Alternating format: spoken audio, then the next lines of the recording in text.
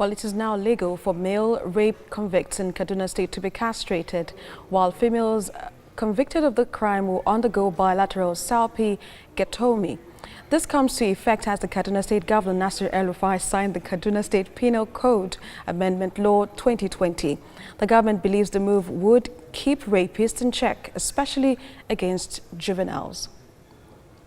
Well, joining me to discuss this is the wife of Kaduna State Governor Umi El-Rufai. It's good to have you join us on TVC News at 1. You've been leading advocacy programs against child abuse and rape in the state. How do you feel seeing your husband assent to the bill enforcing stringent punishment on sex offenders?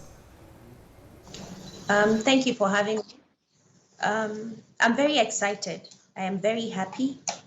I feel that we're getting closer to justice for anybody who is forced into these kinds of situations. I feel that our oppressed people will be able to get fair justice served to them.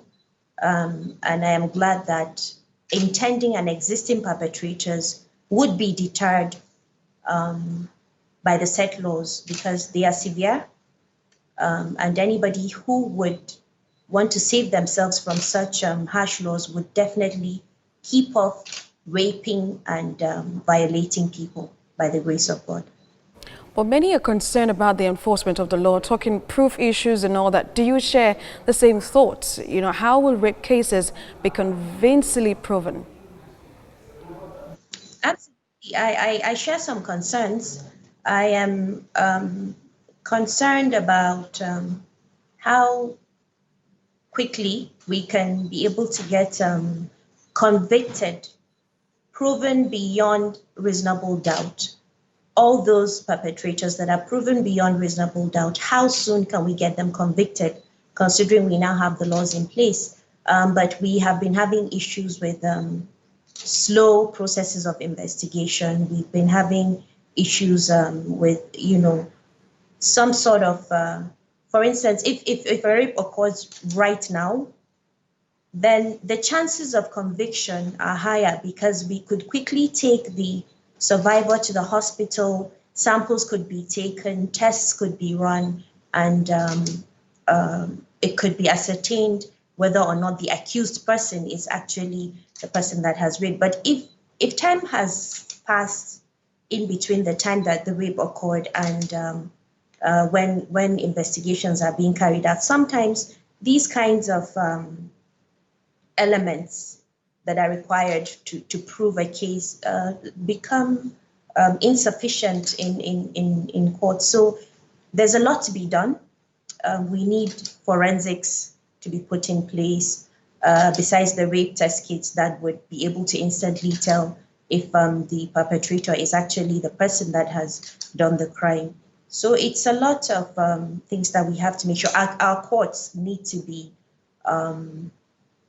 faster in treating cases. We're still pushing and advocating for family courts to be put in place. It's in process, it's not been there, it's not been put yet, but there's so much to do to make sure that these laws are actually brought to the light for everybody to see. And I'm hoping that eventually heads will roll and it will be done publicly for everybody to see.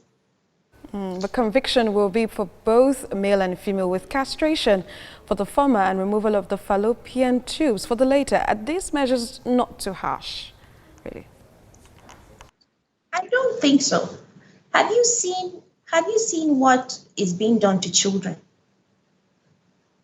I mean, you have children that are serially raped and put through, you see maggots coming out of the private parts of children. You see children dying from not being able to take on what has been done to their bodies. You see people with special abilities that cannot even be able to tell you what has been done to them. You see them going through so much. You see people, you see fathers getting their daughters pregnant. You see, it's a lot of things. I don't think it's too harsh. And the reason we're saying that fallopian tubes in the cases of women should be removed, because these are this is the organ that is responsible for igniting sexual urges in women. So if we're saying remove the tool of rape in a man, where castration is done, then we have to be fair in saying that even women who do these kinds of crimes, because we're not saying it's a one gender thing. Women actually violate boys. You know, women violate girls just as men also violate boys. It's a whole madness. So if we're saying castration should be done, then that fallopian tubes of women who also choose to go into these kinds of things. The law says if you rape a minor, a child, then castration and death sentence applies to you. So if we're saying men should be treated that way, then what saves the women who actually commit the same crime? There's no discrimination. Anybody who does this would actually face the wrath of the law. Wife of Kaduna State Governor Umi El Rufai, thank you so much for sharing your thoughts on the news.